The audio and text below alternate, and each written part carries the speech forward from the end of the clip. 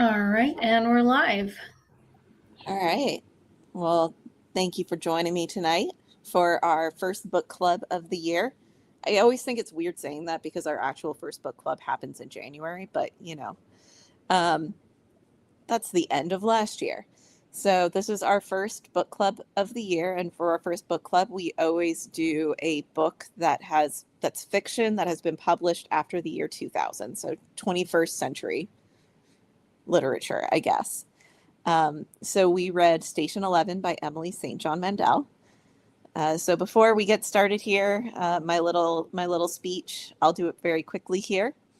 This is our book club. We do these quarterly. So we started reading this in February, and now here we are at the end of April talking about it. And our next book club pick will be announced on May 1st, and we'll be reading that through the end of July. But we also have two other clubs at Dragonfly.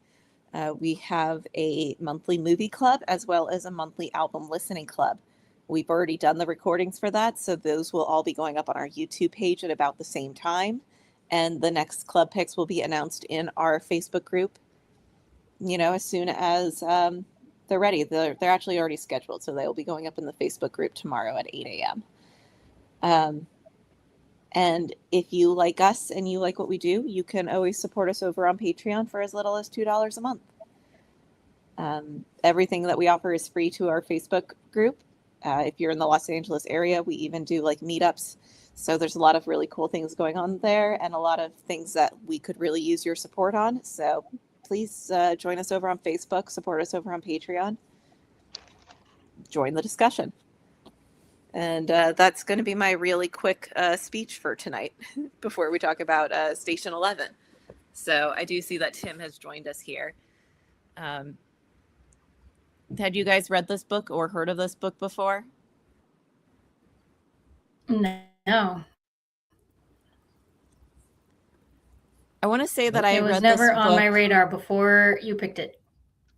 I read this book a really long time ago. Let me see. I have the actual release date for it. So it was released in 2014. I probably read it sometime around then. But it was kind of interesting to do a reread of it for this. Did you guys like it? I did. It wasn't my cup of tea. Interesting. I did finish it though.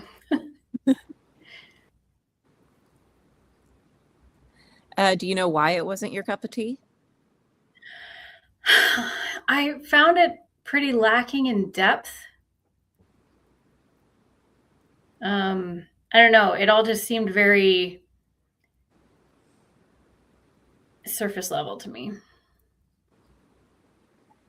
which is not a bad thing necessarily. Like, it's an interesting post-apocalyptic story, to be sure. I just finished it wanting more out of it. I will say I don't think that it's a book that really explores its characters in depth. It more explores, I think, a broader questions. Yeah, I think that's where I felt it lacking. I like stories that are good character explorations. So, but that being said, like, it was an interesting post-apocalyptic story. It was an interesting world that she built, and I think it would be interesting to see it as like a TV show. It is a TV show. I figured with the tie-in. Yes.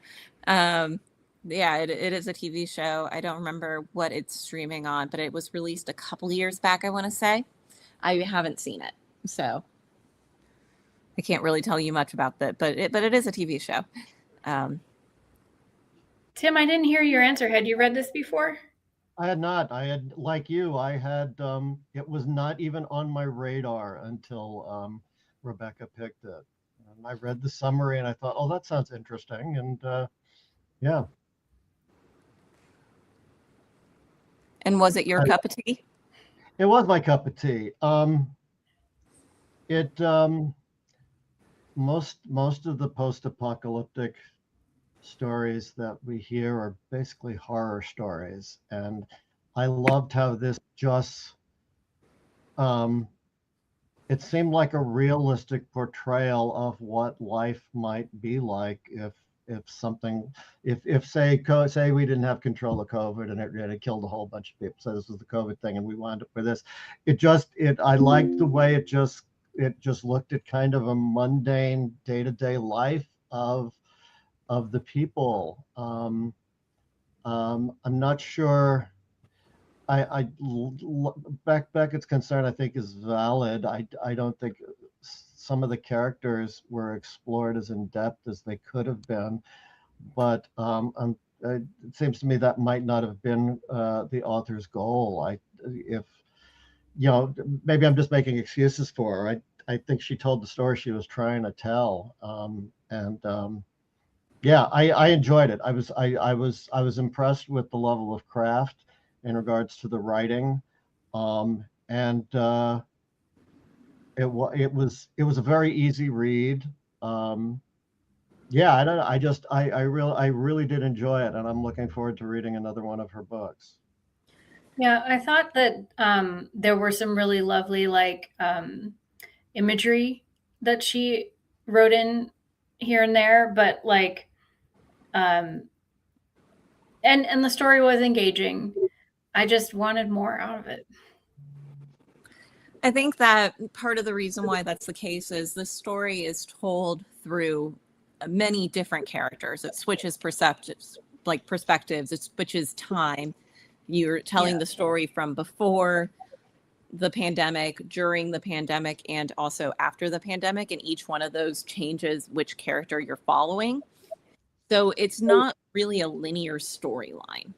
Well, and I don't feel like that structure limits what you can do depth-wise with characters and things like that. But like Tim said, like that obviously wasn't her goal because, it was a very story-driven narrative. Yeah, I actually have very few questions on my list about characters. But I would say that probably I think the main talking point for this is post-apocalypse.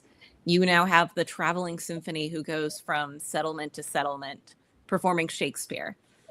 And I always thought this was interesting because at some point they say that they tried to perform other things, but Shakespeare was the one that stuck. Yeah, I vaguely remember a line like that. And I always thought that was weird. Why? That amongst all of the things or anything new, it's only Shakespeare that stayed the test of time. Well, and she explains that towards the end, where there's a line about, how one of the characters wants to put on an original play and is griping about how they only do Shakespeare. And the other character says something about how the time they're living in is analogous to Shakespeare's time. So it's relatable. Maybe that's why. Yeah, now that's probably something that she could have explored more deeply, because I don't know that I would have put it that way, the way that character put it, but yeah, and not in like circumstance or anything, just like no technology, like, horse and buggy, that kind of like the way they live is similar. I think perhaps she's speaking to the what's the word I'm looking for? I always assumed it was just how Shakespeare is so applicable to this particular time because of the way he explores the idea of what it is to be human, and you actually need to read or see many of the plays to understand the breadth of his grasp of humanity. And I think I may just be putting that on the author, but it seems to me that that's probably why Shakespeare is so good for this time, and maybe that's what character was trying to say, but I don't think said it very well, because I actually hadn't thought about this question until you just brought it up. I think I took it for granted, knowing Shakespeare that as I do, that it was obvious to me. So yeah, the character also mentioned that, as in Shakespeare's time, they are on a grand scale affected by plague. Yeah, that's always what I assumed, that there was the connection. It just always felt like a weird line to me. And I still feel that way after reading it a second time. It feels like just such a thing that's in there. Yeah, but that definitely could have been explored more, I feel. But where I do think that this book really asks a good question and does follow through on it is that the traveling symphonies model, survival is insufficient. And I think that this novel does a really good job of arguing that survival is inefficient and you need things beyond survival. Maybe not necessarily Shakespeare in general, but just like the sense of community and also this kind of break from mundaneness that they are providing. I think there's potentially, in the author's use of Shakespeare as a narrative hook, could be just trying to tie the two, like the opening event of the actor, what's his name? Arthur Leander, yeah. His death whilst performing a Shakespeare play to the overarching narrative by kind of continuing that as a thread. Yeah. So I really like that aspect of it. I also really like and that's actually one of the reasons why I decided to pick this book for our group, is that it really does explore creativity as like a necessity to civilization. And as an artistic group ourselves, I thought that maybe, especially because we started this group during a pandemic. I was well, and we talked a lot. I was just going to say, we talked a lot around that time when we were having meetings during the pandemic about how essential the arts were to everybody's daily life at that point, because we were all inside. What else are you going to do but like watch movies and consume creative output? So even or especially in times of turmoil like that, the arts are ever more important. I don't know that. Harold Bloom, one of my favorite literary writers, wrote a whole book called Shakespeare, the Invention of the Human. And one of the things that he says, which I think goes to what I was trying to say before, he says, the plays remain the outward limit of human achievement aesthetically, cognitively, in certain ways morally, even spiritually. They abide beyond the end of the mind's reach. We cannot catch up to them. Shakespeare will go on explaining us, in part because he invented us, which is the central argument of this book. I've repeated that argument throughout because it will seem strange to many. And I don't know that when I first read this that I fully understood what he was trying to get at. But as I spend more time with the plays, I start to see what he means about, and we talked, I think, didn't we talk about this the other day? Or was I talking about, I might've been talking about it with somebody else. This idea that, and I think it's why a lot of people challenged whether or not Shakespeare wrote all the plays. It's because how does one human being living in the time that he did have such a broad knowledge of human nature? Because the diversity of human nature is as much as anybody else, Shakespeare fit all that into his oeuvre. And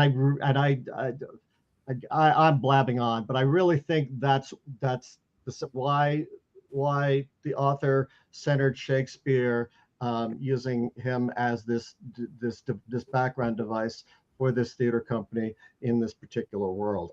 Does any of that babble make any sense? Yeah, well, I mean, Shakespeare is known to be like, while he wrote about very lofty themes and stuff, at that time, those plays would have been performed for the peasantry. They weren't putting those on at court. So it was very like meant to be talking to the everyman, and has remained relatable in that. So And it's not also just Shakespeare in this book. That's not the only art that's transcending time here. We also are dealing with the titular Station 11, which is, this little graphic novel that was worked on by Arthur Leander's first wife, and was also completely unpublished, and kind of serves as like this weird through line as something that was never completed or published as art that is still holding a lot of value, at least for our characters. Yeah, well, and in that sense, for the world, right? Because they're going to carry that story into the next world. Well, it may have never even seen the light of day in the old one, because her intention, the author of the graphic novel, was never to publish it. But Right. now it's found this life in the post-apocalypse. Yeah, and I also like that as a thing, especially as artists, and I imagine I am not alone in that most of my art never sees the light of day. It is like kind of nice to think that maybe it will still find its light and its way out. Why do you think they went with naming the book Station 11?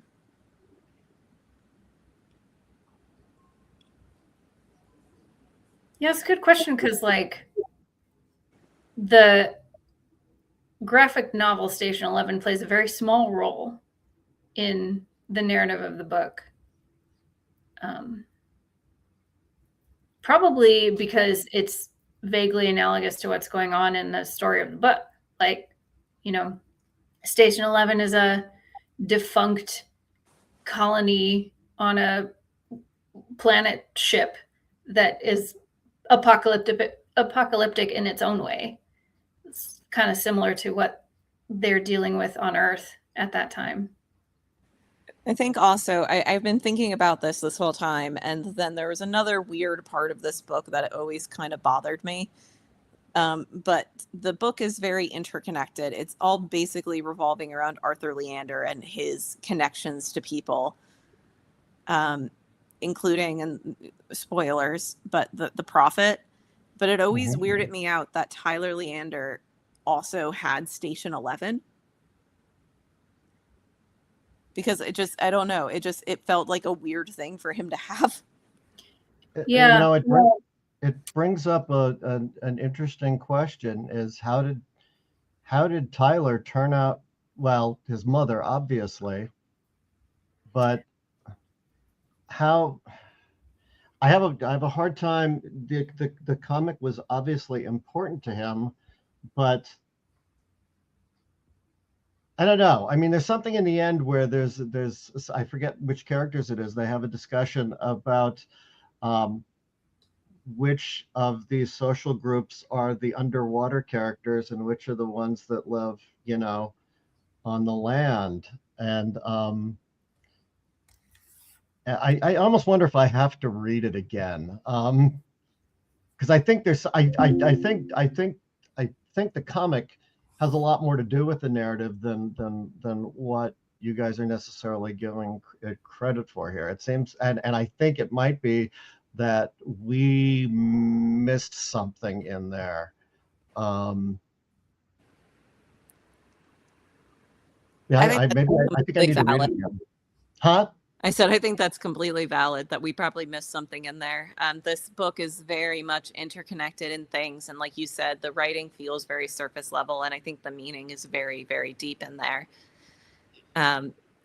But for me, it always just felt like you have Kirsten going one direction with the idea, and then Tyler going the entire different direction. Mm-hmm. And that's always kind of how I viewed it, of, you know, they're both searching for meaning in the afterlife. And I feel like Kirsten's is like memory based. Like she's following nostalgia and this thing from the past, and Tyler's trying to create something new, but both of them are still searching for meaning in a way.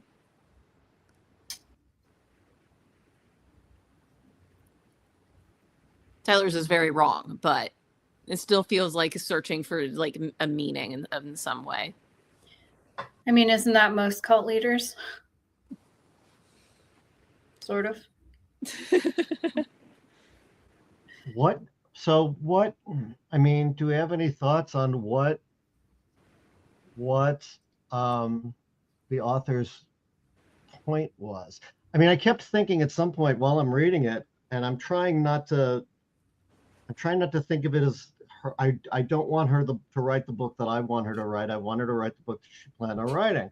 But I kept waiting to hear more about what was going on in Tyler's circle so that I could better understand. Even before we even know it's Tyler, we just know that the prophet. And we have very little to go on. We just have some witness testimony, people, but we never see inside this cult that the prophet is leading. Yeah. And so we never really get a sense of him until just before he gets knocked off. And I think that is where I'm feeling the story itself lacks in depth, is that when I read the synopsis, I thought it was going to be more about how this cult has affected the new world, you know, and like what the consequences of that are. And when we first come across the cult and the symphony is kind of like trying to escape them and not sure if they're going to be allowed to leave and things like that. I really thought that the book was going to go into the dynamics of the cult and like what the symphony's experience was going to be with them, and it really didn't go that direction. So I mean, would this novel, I would have liked to have seen more of that. Would this novel hold together if she just dispensed with that whole thing with the prophet, and we just saw the day-to-day lives of these people in this world? If she hadn't made the prophet and his cult important, would that make it a better novel because it doesn't leave us with this weird hole that we feel we need to understand this world that we're in, particularly given the ending? Yeah. I feel like it would both make it more interesting and far more boring. I mean, it would remove the one dynamic element, the one truly dynamic plot element that is in the book. Yeah. I don't mind the device of the prophet and the cult. I just would have liked to know more about them. Right. Yeah. And I'm wondering, and that's what I'm asking is, would we have enjoyed the book more with just not having him and not having to deal with, well, what the hell was this all about? Maybe. I mean, if that were the case, maybe it would have felt like more of a character exploration on Arthur Leander or something like, and his legacy, something like that. Yeah. And I do want to talk about his legacy, or rather just legacy in general, because as much as I think it's kind of weird and unrealistic how connected and coincidental all the things are, I feel like everything just always points back to Arthur Leander. And I feel like there is something to be said about his legacy in that. His connection just withstanding all this time. And not even like his famousness. He's kind of forgotten about, I feel like, as far as he is like in his fame almost immediately in the apocalypse. So it's really only these personal connections he has. Yeah. Well, when it comes down to it, if like 90% of the population is wiped out, what is fame? Like, what is that even worth? Obviously nothing. So, Did either of you read Cormac McCarthy's The Road? No, It's if you I if you haven't. were to, if you were to take the prophet and his cult out of this, this would be just kind of this would be um, a more positive post-apocalyptic story compared to The Road, which was a very dark story, but there is no bad guy, there is no antagonist really. It's just about this father and his boy surviving in that world, which when you get down to it, that's what this is, except the world is not falling apart in this book the way that it fell apart in The Road. This seems like a very bright, yes, there's tension and there's a little underlying tone of scariness underneath it, but it's not nihilistically dark where there is no hope. Everybody here has hope, and in The Road nobody has hope. And so uh, I I hadn't thought of it, but given that we all seem to think there was that just too many unanswered questions about the prophet and the cult, that maybe she should have just disposed with that completely, and just found another way to center the novel and make it a little bit more dramatic without that device.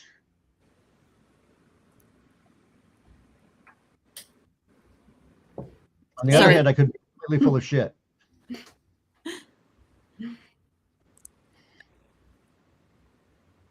I'm trying to like parse my thoughts. Like I keep like opening my mouth to say something and then I don't really know what it is I was going to say.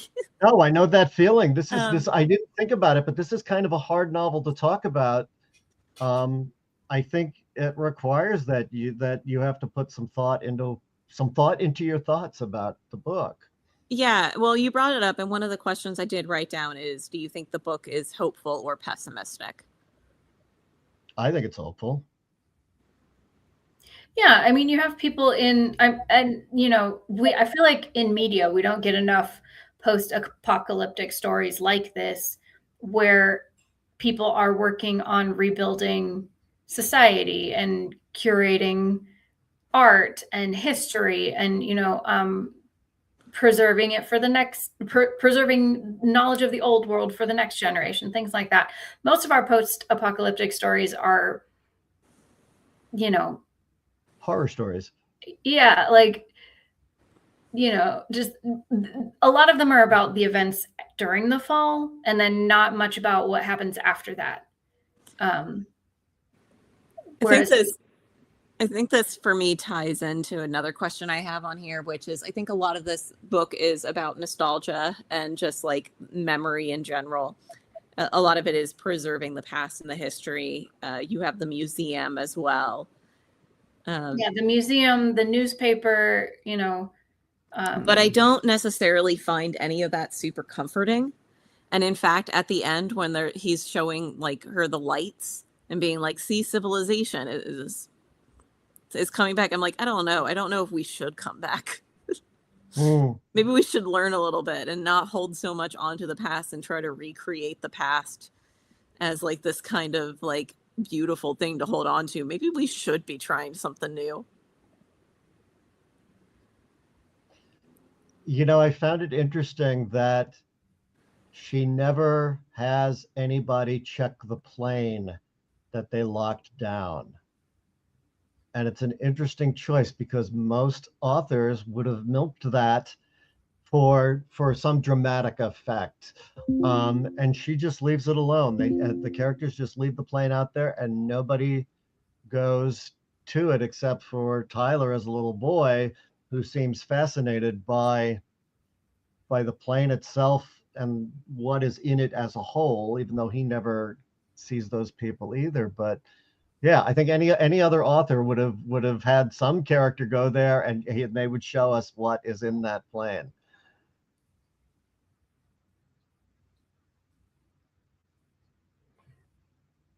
maybe, yeah, I appreciate the because as you mentioned, for anybody who's watching and hasn't read the book, and you're watching for some reason, um they are locked down at an airport for a good amount of the story. And um, being that they're at an airport and there are pilots and planes there, people leave.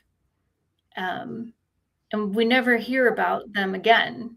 And I find that to be a very uh, engaging element, because it's like, yeah, that's how it would be.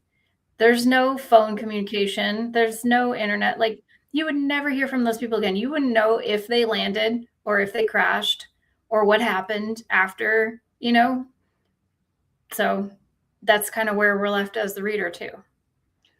And the author periodically reminds us that that plane is still there.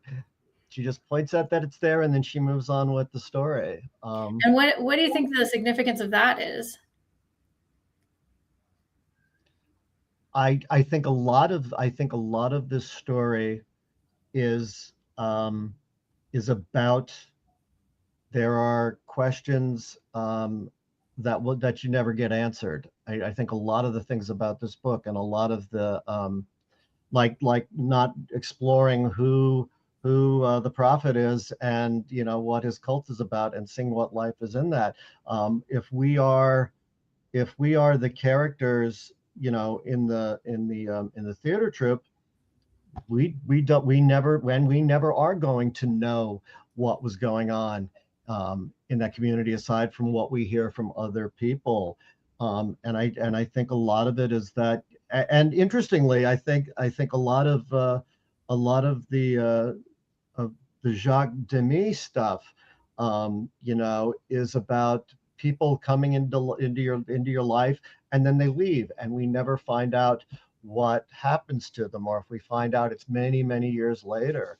And so that, to me, I was very aware of that while I was reading, because she does a lot of things where we see characters briefly, and then we never really find out what happens to them later, or we see a glance of them, but we never find out what anything about what their lives are since the apocalypse, or since the pandemic. Yeah, speaking of that, let's talk about Javon.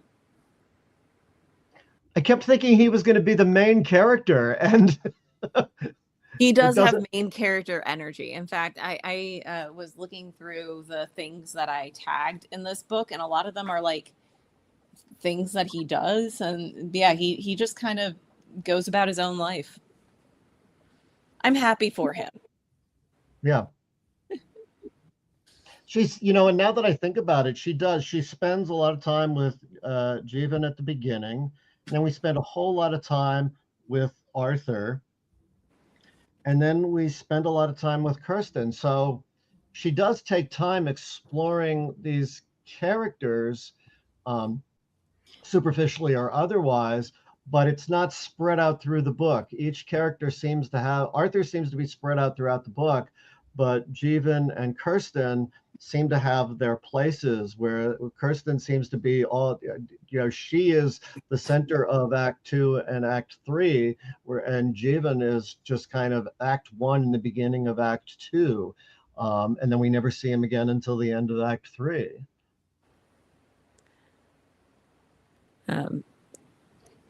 I kind of always viewed Kirsten as like the main character of this story. So I didn't even think to bring it up, but one of the questions when I was looking at book club things was like, who is the main character? And I'm like, it's so obviously her. But I mean, there's an argument to be made that it's what's his name, the museum curator, Clark. Yeah.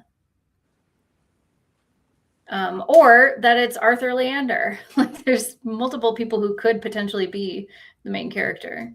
I don't know. I don't view Arthur as a character. I view him as an idea. Mm-hmm. He's just kind of a thing that's there. He is a omnipresent being somehow.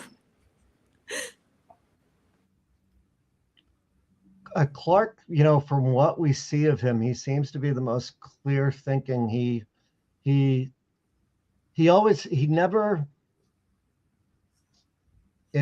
feels like we never really see him in danger. He's an observer of Arthur and his wives, There's something about him that's very calming in the book. All the other characters we see under stress, and whenever we see Clark, it's this very just this very calm presence who is just trying to get through, and he doesn't have the challenges that some of the other characters have. You know, he found his place in the post-pandemic world, and he's just making his way through. I just always found him a very comfortable character to sit with. That's fascinated by how his mind works. Compared to the other characters. He's an intellectual, and that may be what my attraction to him was. Yeah, I find him to be one of the more interesting characters because he has a lot more depth than the other ones. We get to see into his mind a little bit more. So he has a moral clarity. He's so when he the thing that was going on with Arthur and his soon-to-be ex-wife and his soon-to-be next ex-wife, the dinner thing. He understands things, and he doesn't feel the need to necessarily say them out loud. He just by his presence and his interaction with Arthur's first wife, we understand so much about him without him doing much, just from his general behavior and the things that he says. And that happens a lot with him throughout throughout the book, for the little bit of time he is present in the book. Yeah, he's probably my favorite character. Yeah.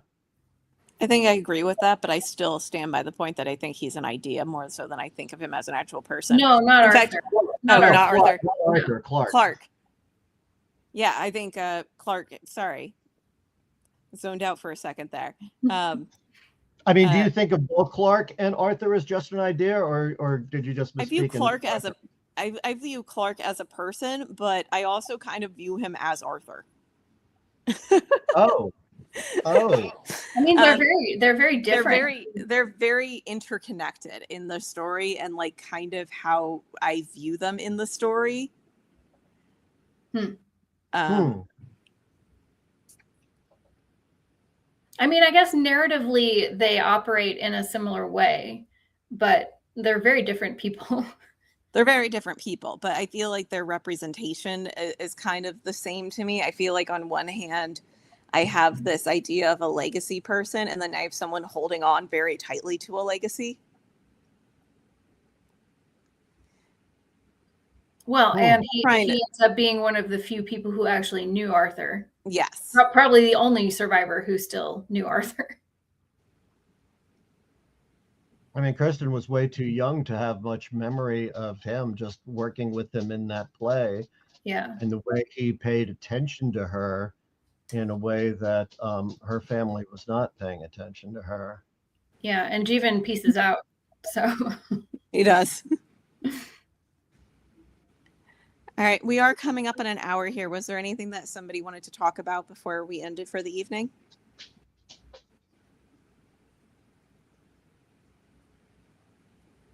Yeah.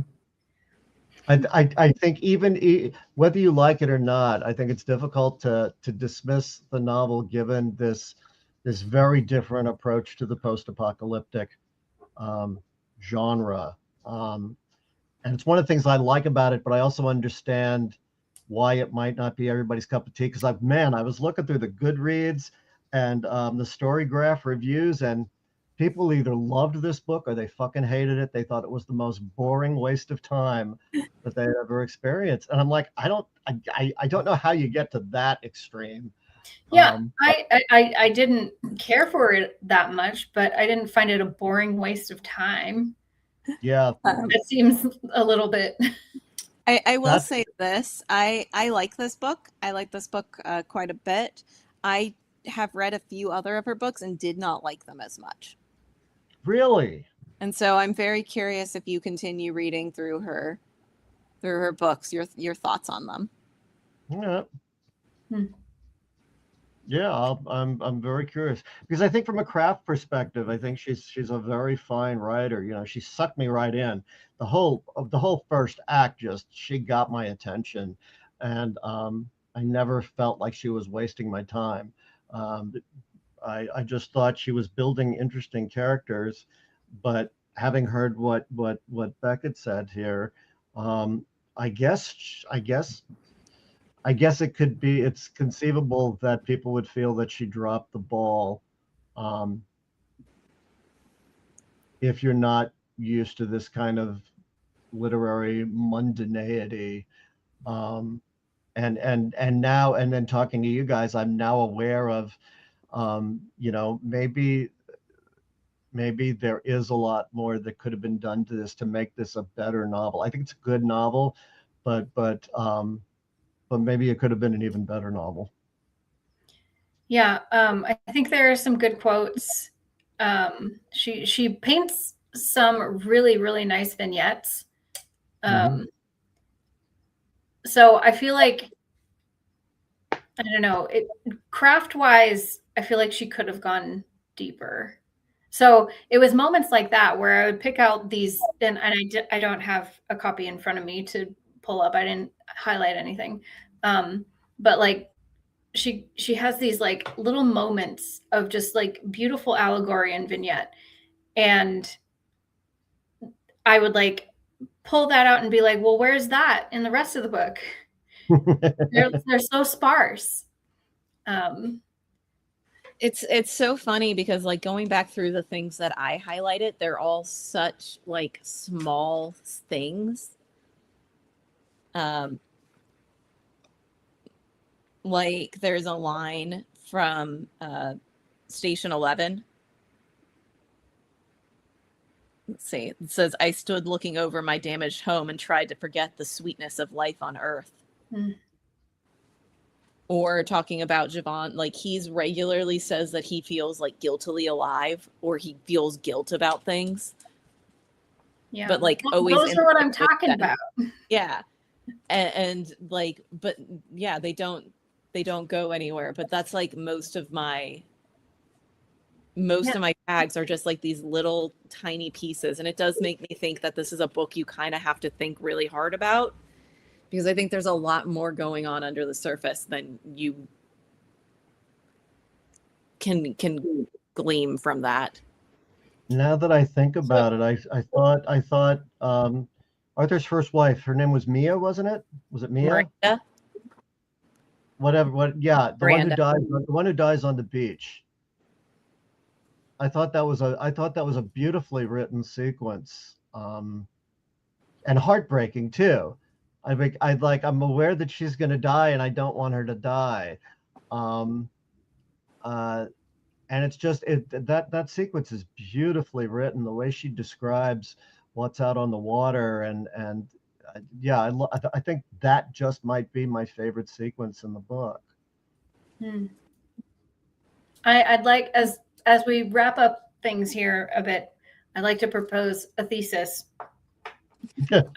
I think that the significance of Station 11 is allegorical to the symphony, in that they're, or maybe not Station 11 itself, but Dr. 11, because they're both trying to find nuggets and spread hope where they can amongst this decaying world that they feel powerless to revive. So I think that's where the title comes from. I think that's completely valid. So, at the risk of getting back in the weeds, I'm looking at the timer. It says 44. Um, the conductor of the symphony, the leader of the symphony, whatever. I mean, the author doesn't spend a whole lot of time with her, but seems so stiff and um, just um, just like in her thing, and I'm just trying to survive. And I mean, maybe with what Beckett has proposed as the thesis is, the subtext of the symphony as a whole, because it's certainly not the driving force of some of the people are just there and they're just trying to survive, and I understand that, and that's fine. It's the characters that we actually spend time with within the symphony that represent that idea that Dr. 11 represents. Yeah, Um, I think that is kind of where I'm coming from, in that I don't really view the symphony as individual people. Like, we mhm, have individual characters within it, and we spend a lot more time with Kristen than any of the other ones. But mhm, the symphony itself, I think, is its own character that is mhm, analogous to Dr. 11. right. Hmm. A lot of things to think about now that I didn't think I was going to think more about this book. I think I want to read it again, um, just to dig into the see what subtext. I feel like I probably missed some subtext there that I should have caught on. You know Uh, what? I want to read the Station 11 graphic novel. I kind of want to watch the TV show. I would watch the TV show. I kind of don't want to watch the TV show. I don't want to. I don't want it to spoil the good things that I think of the book. I think it'll be interesting to see it from a different point of view. You Hmm. assume that it would spoil it. Um, I do that a lot with books. I'm like, okay, I want to read the book before I see the movie or watch the series, and then I see the book, and then I read the book, and I don't feel the need. If it's a good book, I don't feel the need to see the film or television series because I'm very happy with what I got out of the book. But so yeah, that's where my idea that I might have a negative experience from See, watching the series. I am of a different mind on consuming media made from books. In that, like, I know some people, everybody always says, "Oh, the book is better than the movie," and whatever, and sometimes that's true. But also, they're different mediums. Like, they're very different storytelling vehicles, Hmm. and so they're trying to do different things. And Yeah, I always enjoy comparing the kind of the author intent behind the production of a film based on a book, and contrasting that to what the author of the book yeah, was trying to say. yeah. Like when we read uh, what was that one that about the clones? The Ishiguro novel, Yeah, um, Never um, Let Me Go. Never Let Me Go. Yeah, when we read that, I immediately went and watched the movie because I was so curious. Um, it wasn't a good movie, but I don't think a book like that is adaptable to the film medium. So I also like Kazuo Ishiguro's viewpoint on it, which is I wrote the book. I did what I wanted to do with the book. If they want to adapt it some way, I'm really excited to see what they do. yeah. So yeah, I It's a don't different thing. I exactly. I don't let some other artist's interpretation of a piece of work color my perception of either one. They're standalone things to me. Yeah, and I agree with everything you said. And I can, the example I use for movies that are better than the book are, Jaws. Steven Spielberg dumped all the corny horse shit that was in the book and just made a great movie. The Godfather, which God, that novel is terrible. It's such a great film. The Da And Vinci there Code. are many others. Huh? The Da Vinci Code.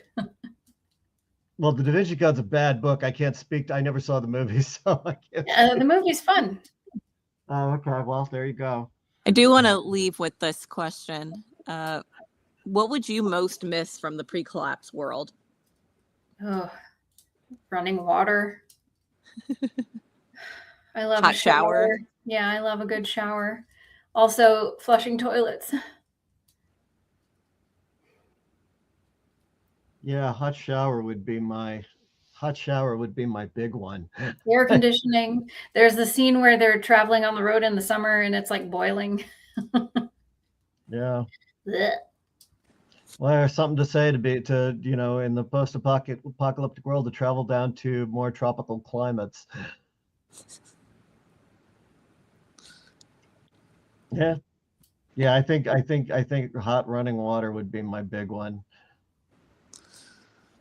The blessing would be that I would, if I could find myself a library. This is like the Twilight Zone with that episode with the bookworm. God, I would be in fucking paradise, be able to have the time to read all the books. Yeah, just don't break your glasses. Yeah, well, All right. So on that note, I think I am going to end the call for the evening. So I'd like to thank you both for reading this book with me, and I hope to catch you on the next one. Bye. Bye. I